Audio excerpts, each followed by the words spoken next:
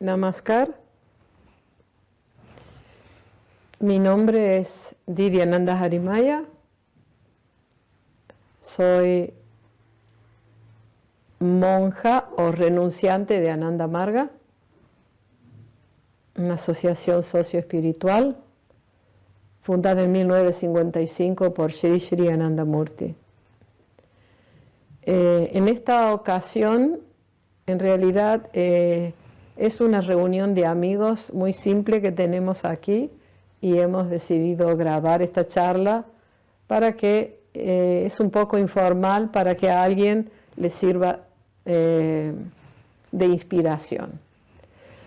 El fundador de Ananda Marga es Sri Sri Ananda Murti, que nació en el año 1921 y dejó su cuerpo en el 1990, y dejó un gran legado filosófico que se expresa a través de 261 libros, muchos de los cuales está traducido al inglés, menos en otros idiomas, y está en proceso de cada vez ir traduciéndose más libros del idioma original.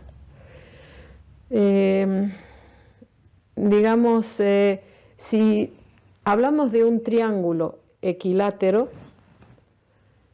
podemos decir que una parte representa el Tantra Yoga.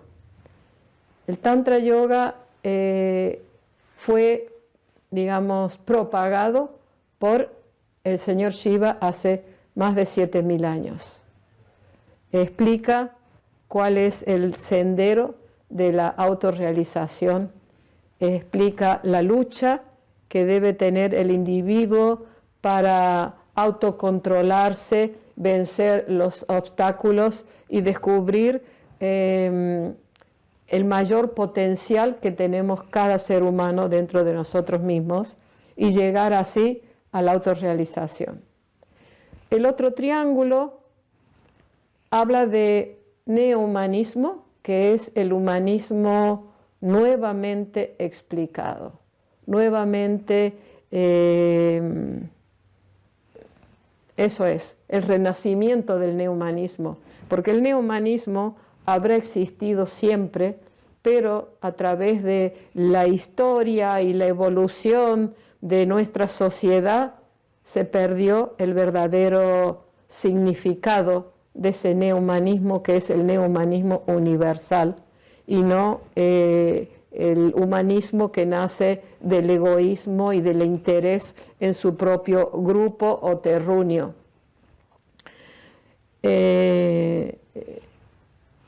Prabhat Ranjan Sarkar, que es el nombre legal de Sri Sri Ananda Murti, ha explicado este neohumanismo de una forma maravillosa, diciendo que cada entidad, cada átomo, cada molécula, todo es la expresión de la conciencia cósmica. Por ello no debería existir en nuestro planeta ni en ninguna parte del universo el sufrimiento que vemos hoy a causa de la hipocresía y la explotación de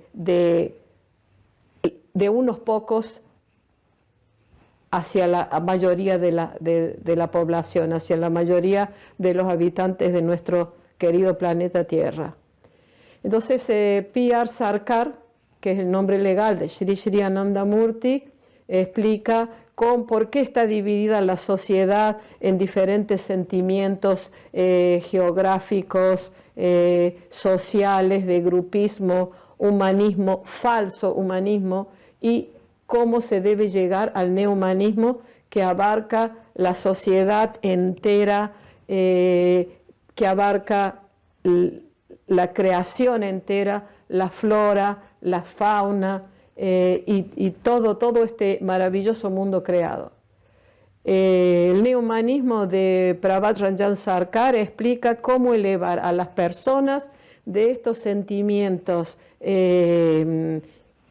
limitados, como es el apego por la nacionalidad, el apego por una religión determinada, por un grupo determinado, y cómo considerar a toda la humanidad como una sola entidad. Entonces, él nos explica a través de las prácticas espirituales cómo puede suceder la transformación del ser y la transformación de la sociedad entera. Entonces, esta sería la otra parte del triángulo, ¿no? La primera es el Tantra, la lucha interna y la lucha externa. El segundo es el neohumanismo, el verdadero humanismo. Y el tercero es Prout, la teoría de utilización progresiva. ¿Ok? Entonces, hoy tenemos destinado a hablar de Prout. Otro día hablaremos del Tantra, otro día hablaremos del neohumanismo. Prout quiere decir teoría de utilización progresiva. Hay muchas teorías en el mundo, han habido muchas teorías, no voy a mencionar a las peores, porque no vale la pena, no hemos venido a hablar de política aquí. Sí podemos decir que son teorías para el propio usufructo, creadas para el propio usufructo y la explotación de las masas. Con eso no estamos interesados. Sí necesitamos una teoría que sea práctica, pragmática, donde la sociedad persiga o trabaje para elevar cada ser humano desde lo más, digamos así, desde lo menos evolucionado hasta la espiritualidad. Entonces, esta teoría, Prout, es una teoría 100% espiritual, porque todo lo que planifica es para elevar a la raza humana y traerlas al universalismo. O sea, es para el bien. Prabhat Ranjan Sarkar dice, es una teoría creada para el bienestar y la felicidad de todos. ¿Quién te dice eso? Nadie. Es una teoría que nos enseña a nosotros a utilizar toda la riqueza de este universo al máximo y a una distribución justa, porque tenemos riqueza en el plano físico, tenemos riqueza en el plano mental, todas las cualidades que pueden tener los seres humanos de desarrollar cuando tienen la oportunidad y el ambiente apropiado. Y luego las cualidades espirituales. Estas cualidades existen no solo en el individuo, sino en la sociedad entera y también en el universo. El universo tiene riqueza física, tiene riqueza mental que nosotros compartimos a través de nuestras cualidades mentales y también tiene la riqueza espiritual. Entonces la riqueza mental y espiritual de este universo es ilimitada, pero la riqueza física, aunque es muy amplia, es limitada. Entonces, Prout nos enseña cómo debe ser esta utilización y esta distribución de la riqueza. Y vamos a hablar un poquito de esas cosas, ¿no?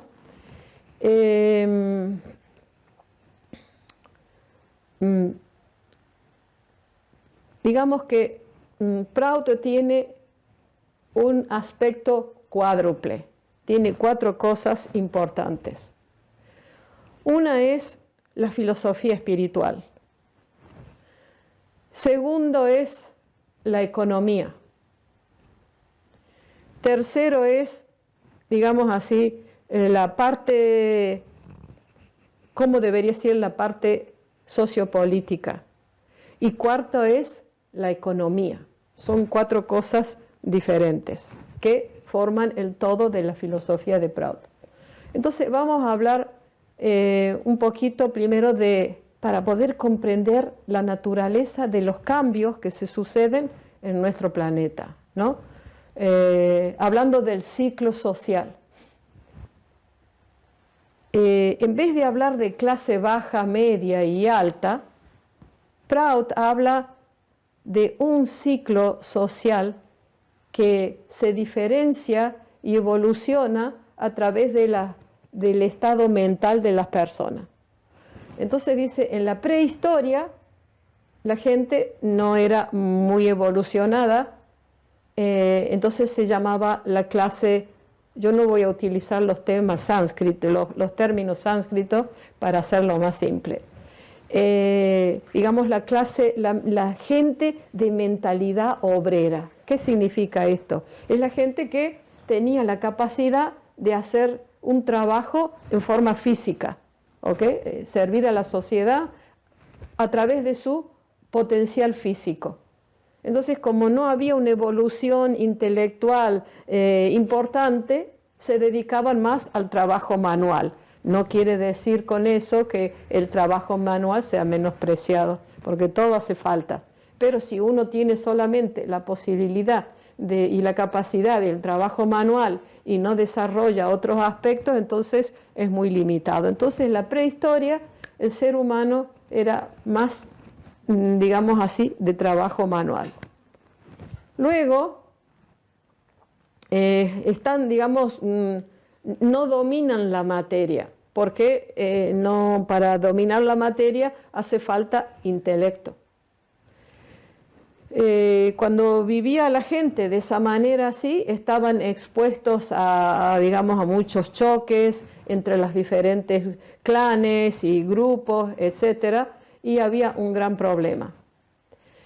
Entonces, con el deseo de defender su propio clan, su propio núcleo, nació así otra era.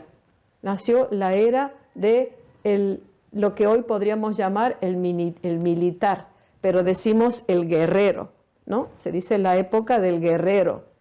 A través de la fuerza física podían dominar el medio ambiente, ¿ok? A través de la fuerza física. Entonces, son diferentes ciclos que se dan en la historia de la humanidad.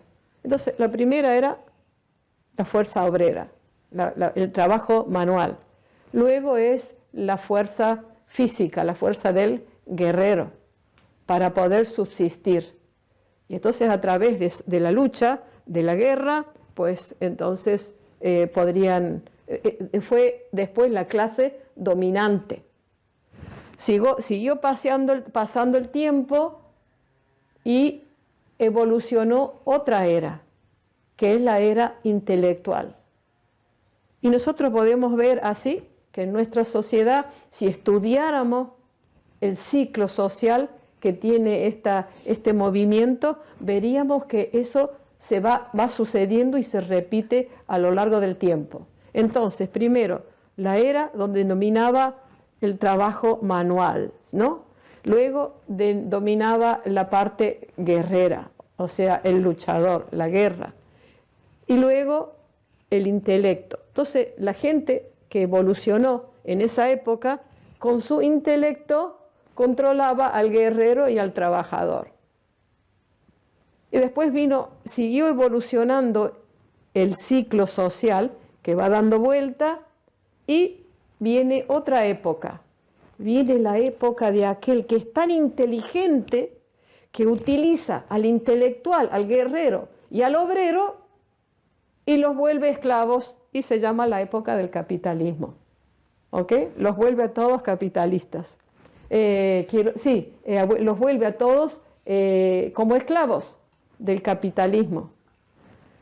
Entonces, llega un momento en que la gente, esta masa de estos grupos diferentes de obreros, de guerreros y de intelectuales que están bajo el dominio del capitalismo, llega un momento en que se rebelan y crean una revolución.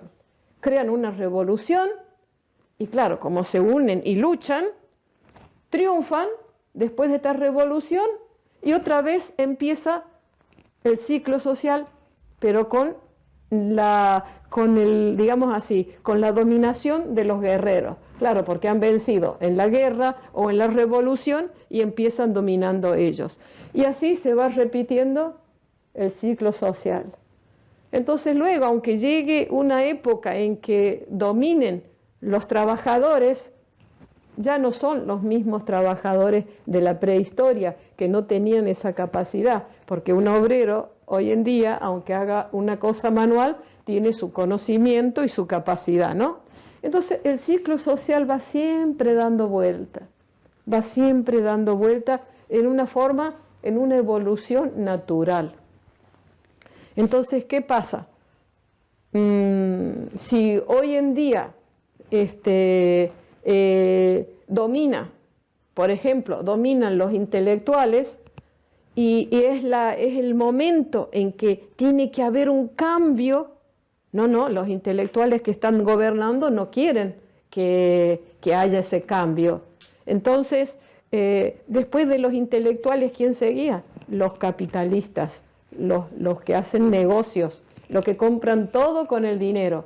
Entonces, tiene que haber ese cambio, pero los intelectuales no permiten. Entonces, ¿qué pasa? Los capitalistas, en este caso, la gente de negocio, lucha, puede forzar ese cambio, puede forzar a través de digamos, una fase evolutiva, o puede forzarlo con una fase de revolución, ¿no? Y entonces, ¿qué pasa? Puede ser que, se establezca la nueva era, la era donde domina el negocio, el capitalismo, ¿ok? Y después los intelectuales no están contentos, otra vez vuelven a hacer una contrarrevolución para volver a establecerse nuevamente ellos, los intelectuales. Y a veces puede ser que tengan suerte y se establezcan, reestablezcan, pero va a durar poco, porque si ya correspondía hacer este cambio, entonces va a durar poco, ¿no? O sea que la fase del movimiento de este ciclo social puede ser natural o puede ser que haya un esfuerzo, digamos así, forzar ese cambio o forzar de forma a través de la revolución.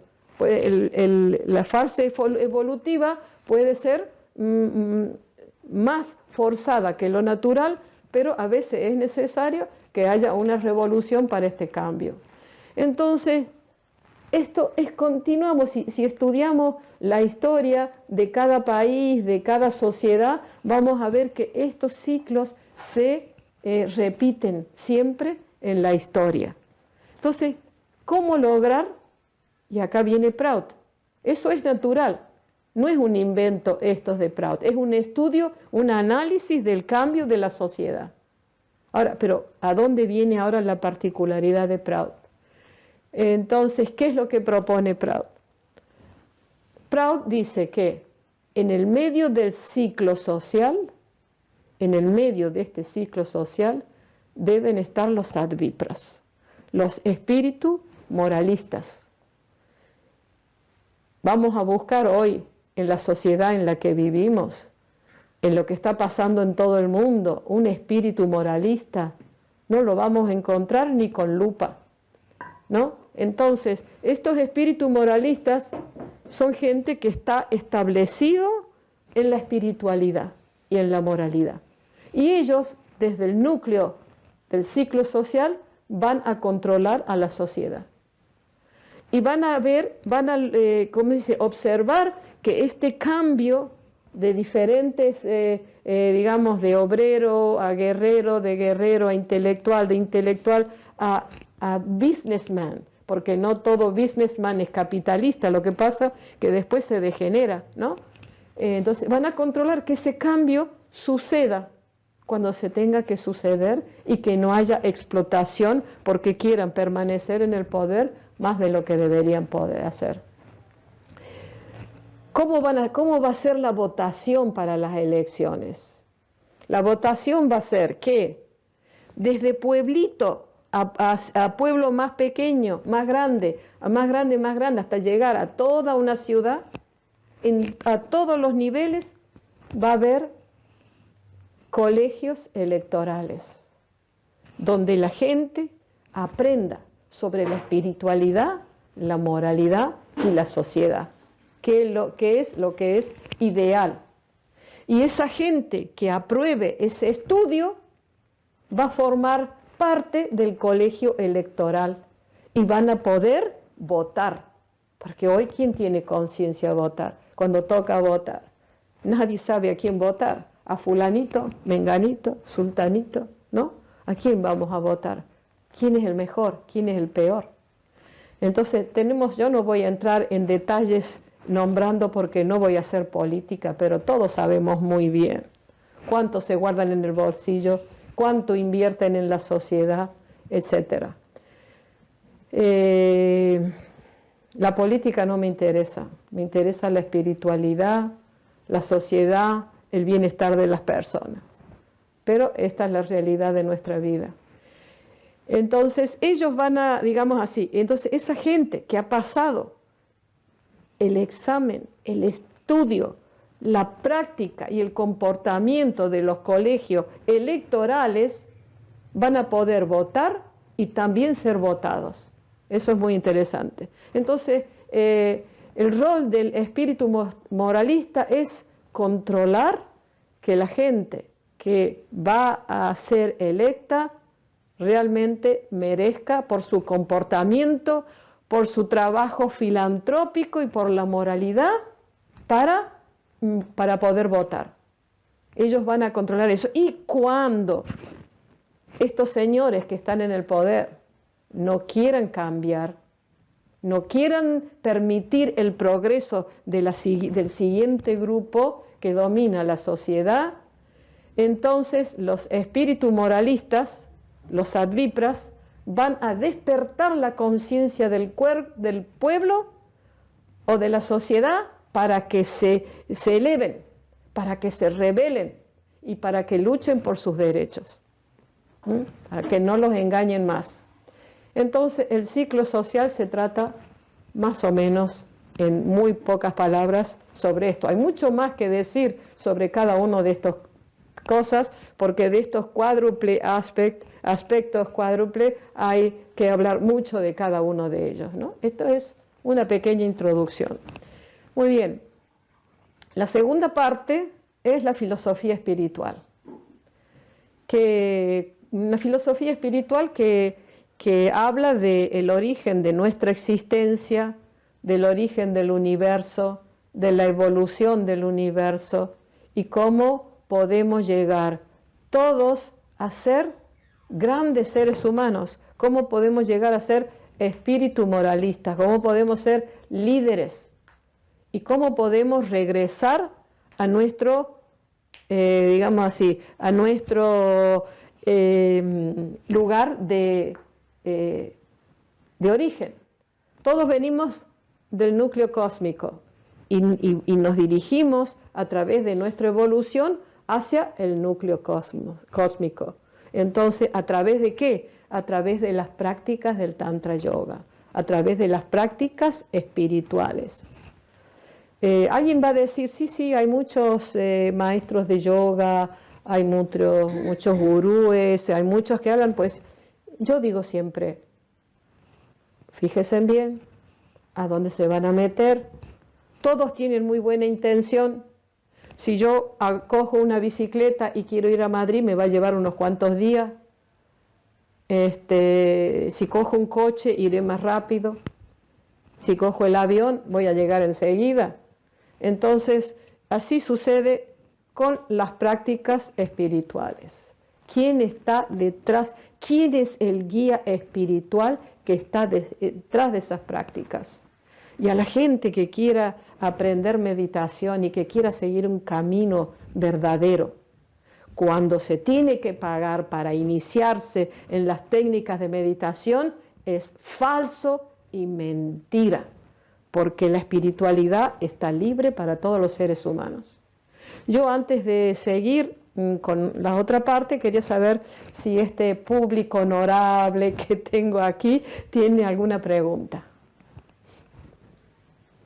En el grupo de los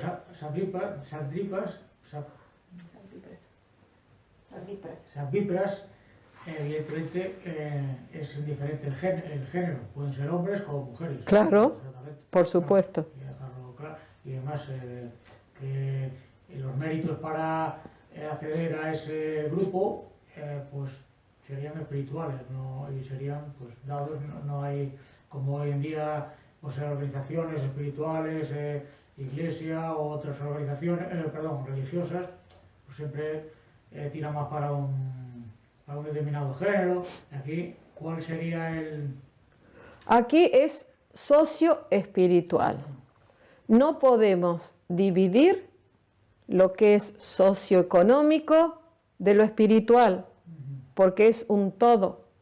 O sea, no podemos meditar o rezar todo el día para que venga el pan, la casa, la comida, la medicina. Tenemos que trabajar, tenemos que capacitarnos en la sociedad para poder ganar lo que necesitamos, ¿no? Pero la sociedad debe facilitar a las personas la preparación física, mental y espiritual para que pueda, digamos así, adquirir todo lo que necesita. Y la sociedad también debe estar preparada para ayudar a las personas. Yo quisiera decir algo muy simple a favor de España, porque he estado en muchos países, en otros países, y veo que la gente no tiene la seguridad social, aunque uno se queje de esto, de aquello. Los seres humanos nos quejamos porque es nuestra naturaleza quejarnos, pero también hay que ser agradecidos.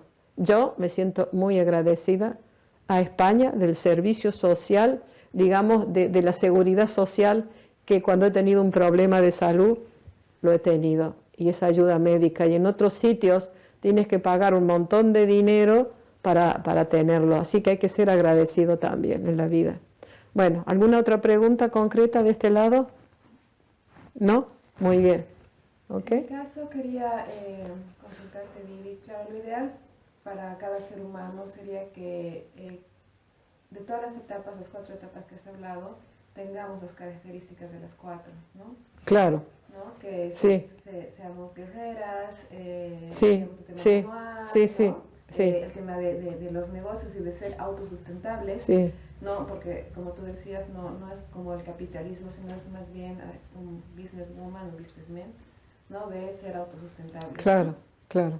Sí, claro, exactamente. Bueno, gracias por decirlo, porque así lo puedo explicar mejor. Y es que todos los seres humanos tenemos que desarrollar las cualidades de un trabajador manual. Tenemos que desarrollar las cualidades de un guerrero para saber luchar y defenderse y defender a los demás. La lucha también es la lucha de la vida diaria. Tenemos que desarrollar la parte intelectual y también debemos saber cómo ser autosustentables, que cuando se degenera se transforma en capitalismo, pero no quiere decir que todos los que hagan negocios son degenerados ni nada de eso. La gente trabaja para subsistir, pero en general sabemos que el capitalismo hoy y ayer, y espero que no por mucho tiempo, ha explotado y explota las masas, ¿ok?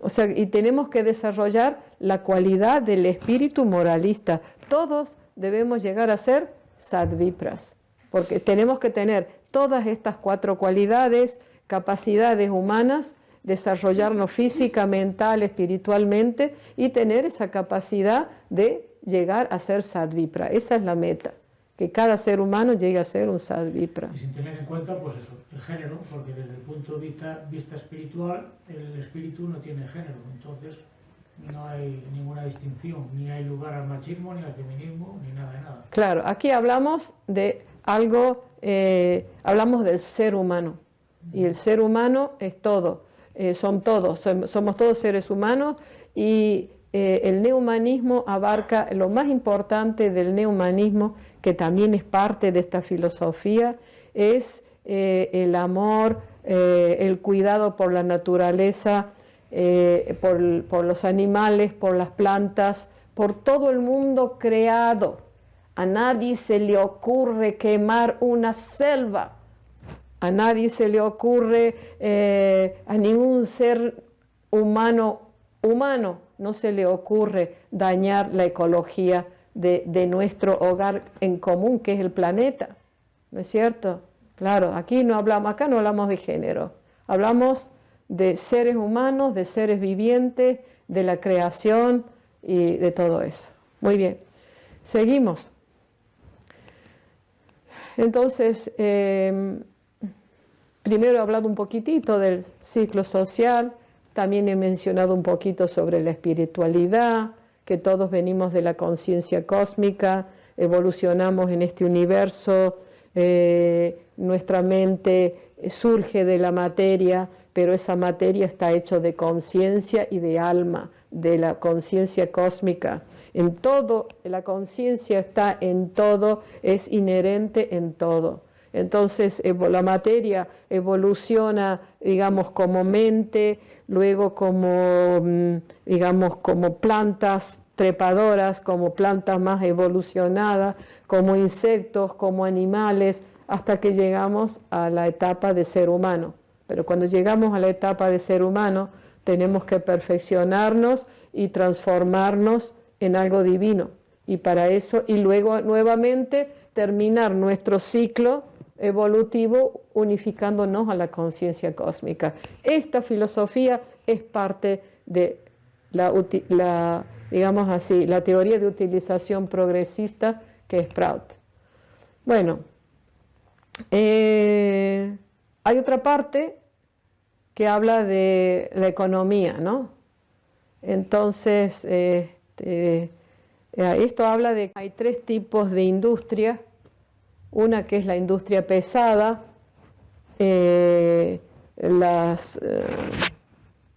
digamos que en inglés se llaman las key industry, que son las industrias claves o industria pesada que son tan grandes que ya no pueden ser ni cooperativas, sino que están bajo, digamos, el control del gobierno, ¿no?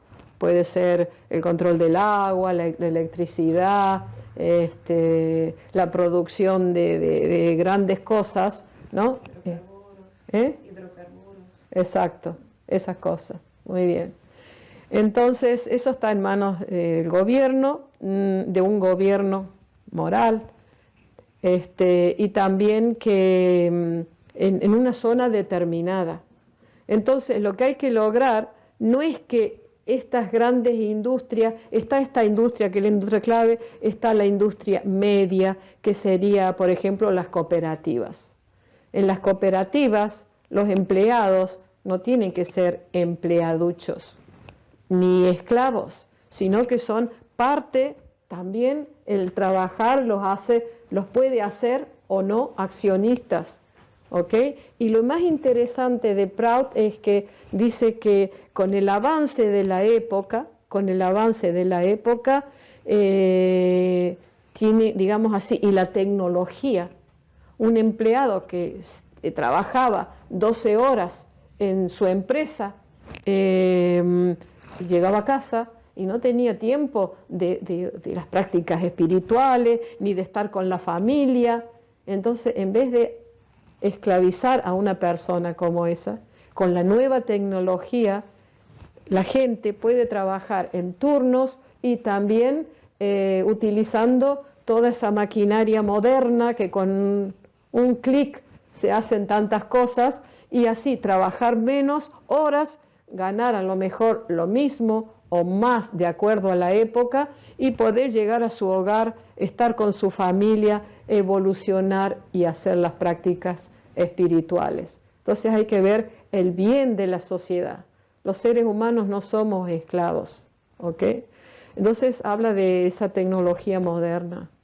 El maestro dice antes la fuerza de un martillo, hoy tenemos la tecnología que con apretar un botón tienes la fuerza de miles de fuerzas de miles de martillos, y la gente y no tiene que, sin hacer tanto esfuerzo físico, puede mantener su vida, mejorar digamos así, el estándar de su familia y tener más libertad para gozar de la vida, ¿ok?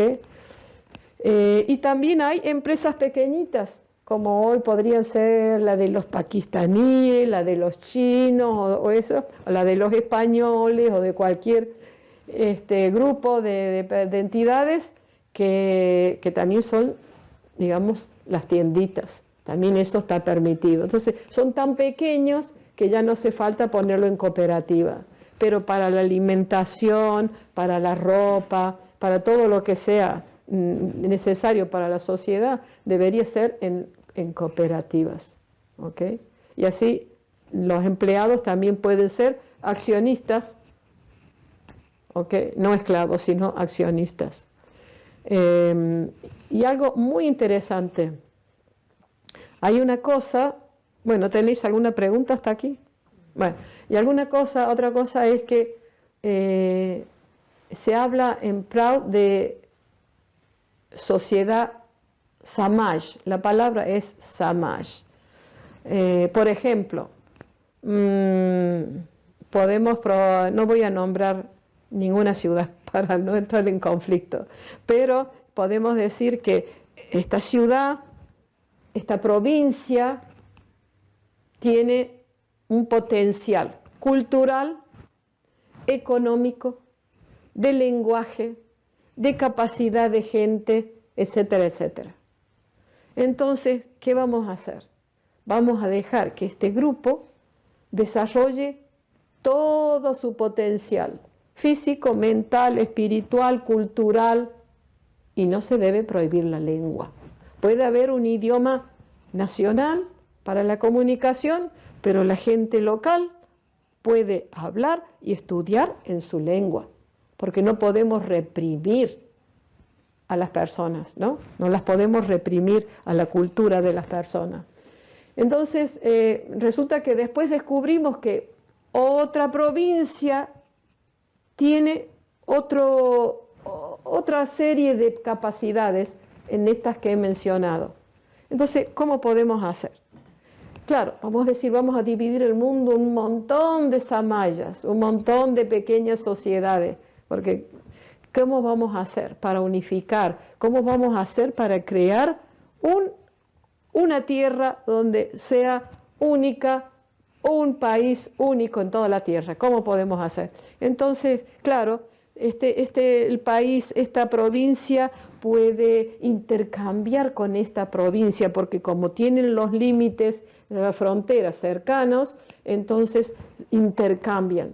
Y así viene el crecimiento, el intercambio, el desarrollo y el intercambio, ¿no? Entonces el propósito, y también aquí va a haber gente que espíritu moralista, gente educada en estos colegios electorales, que miren y cuiden la evolución y la justicia en esos sitios. Entonces llegará un momento, el propósito es en que algún día todo el planeta Tierra será una sola sociedad, una sola Samaj, que nace de la colaboración y de la integración. Y entonces sí, en ese sentido, se aspira a un gobierno mundial. ¿Cuánto tiempo va a pasar? No sabemos. Pero si cada uno va resolviendo los problemas en su casa, en su vecindario, en el pueblito, en la ciudad donde vive, si cada uno podemos cooperar con la sinceridad que tenemos y ser auténtico, y la espiritualidad y la moralidad, algún día este planeta Tierra va a ser vivir como en el cielo, ¿no? Bueno, entonces algo muy interesante que está también en la economía prautista es que dice así, ¿no? Un ejemplo, voy a poner ejemplo simple.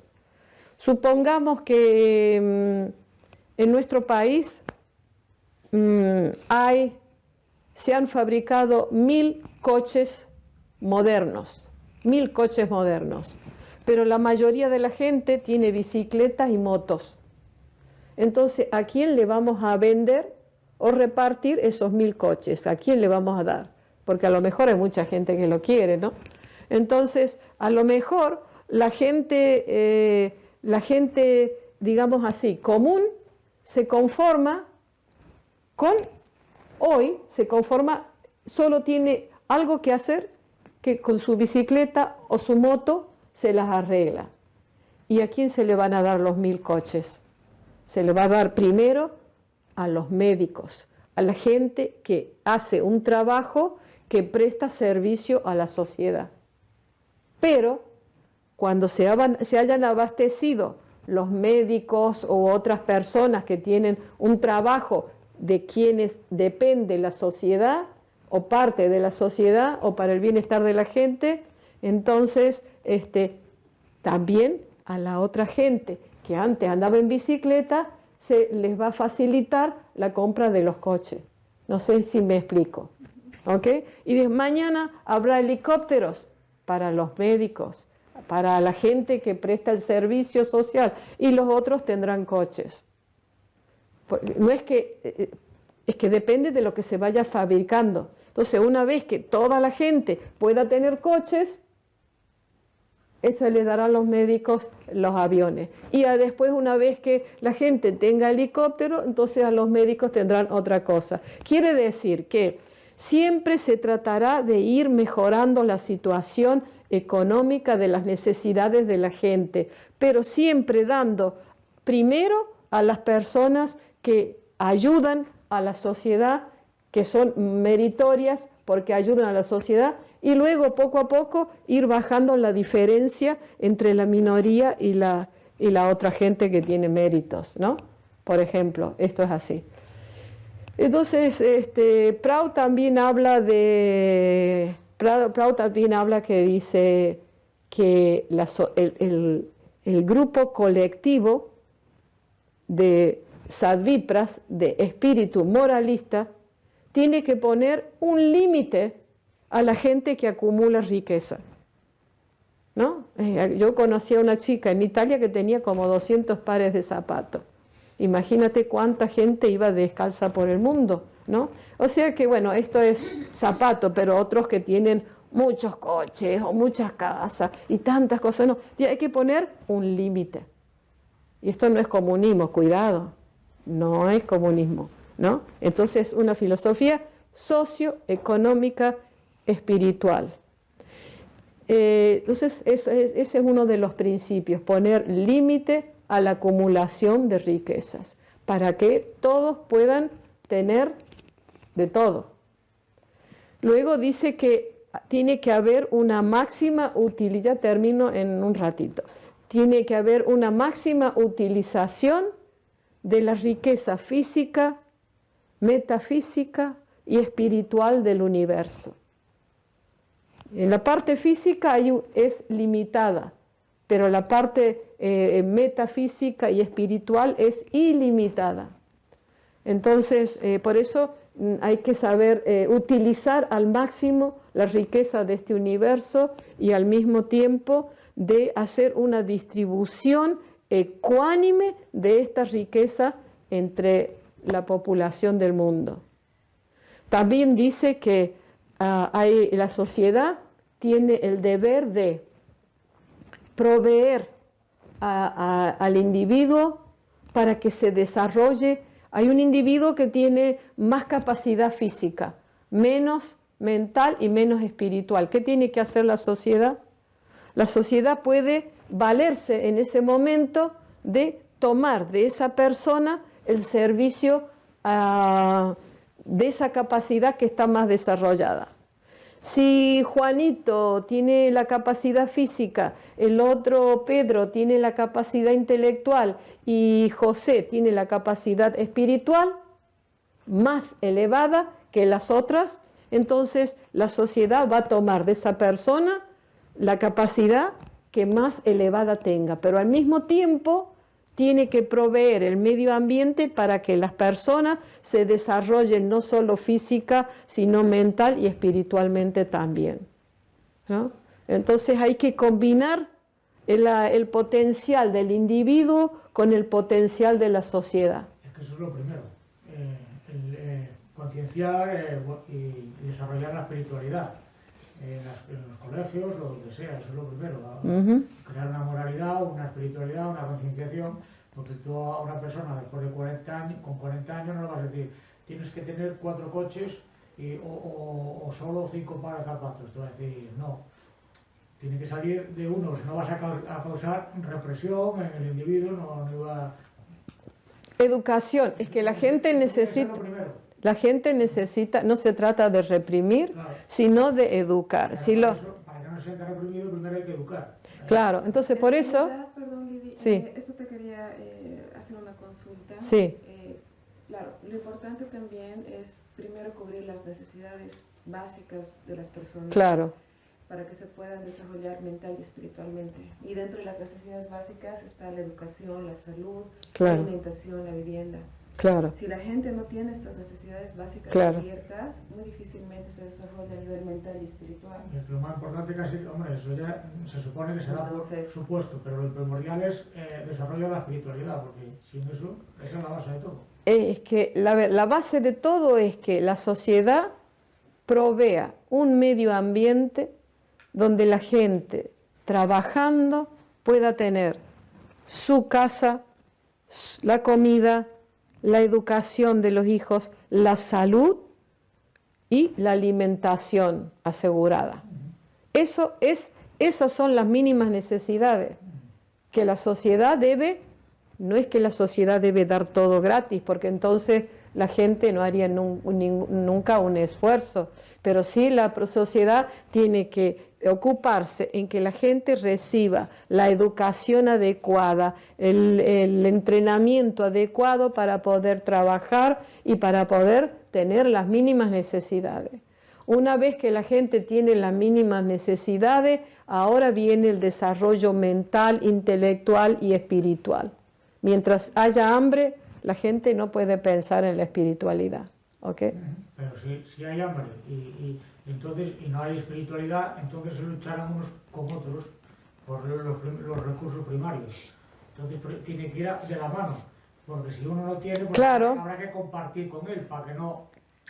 Claro, por eso dije antes que la sociedad tiene que preparar ese medio ambiente donde la gente pueda desarrollarse física, mental y espiritualmente. Y en la espiritualidad entran las prácticas espirituales. Entonces, cuando el ser humano tiene una ideología perdurable, perecedera en la vida, que guíe toda su atención e inspiración hacia la espiritualidad, no se va a dedicar a las drogas y a otras cosas que... Ni lo que tiene el vecino, ni nada.